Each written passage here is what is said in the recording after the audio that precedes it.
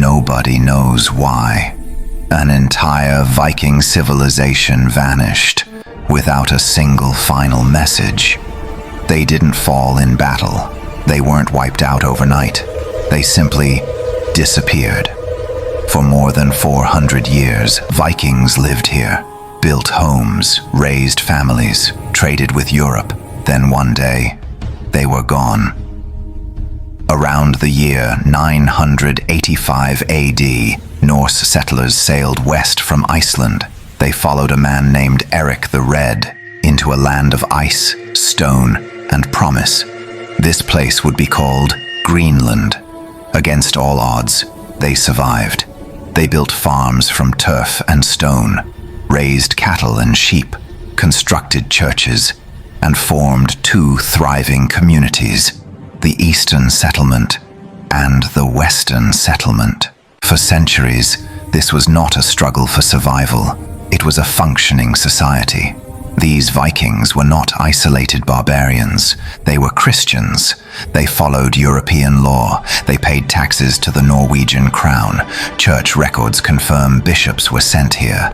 Letters traveled between Greenland, Iceland, and Norway. Trade ships arrived carrying iron, wood, and grain, and left with walrus ivory, one of medieval Europe's most valuable resources. Greenland was connected, civilized, organized, stable, until it wasn't. Sometime in the 1300s, the climate began to shift. Winters grew longer, colder, more unpredictable.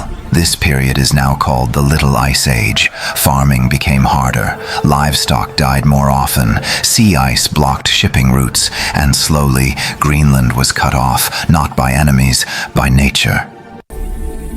Ships stopped coming. Years passed. Then decades. European records mention Greenland less and less. The Western settlement vanished first. No battle sites, no mass graves, just abandonment.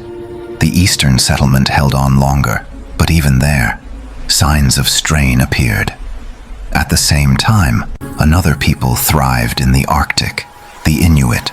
Archaeology confirms they hunted seals and whales efficiently.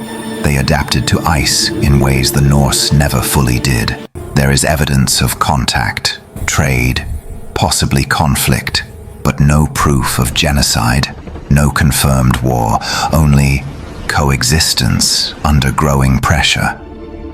The final written record comes from the early 1400s, a wedding held in a Greenland church. After that, silence. When Europeans finally returned decades later, they found empty farms, collapsed roofs, livestock bones, but very few human remains. No final letters, no warning, no explanation. Entire communities were gone, not burned, not destroyed, just left behind.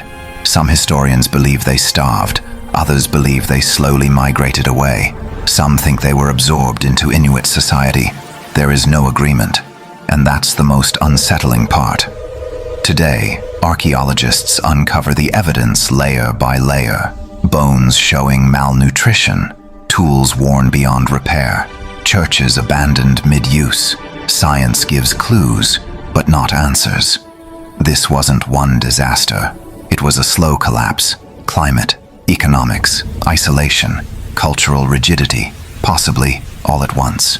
And because it happened gradually, no one recorded the end.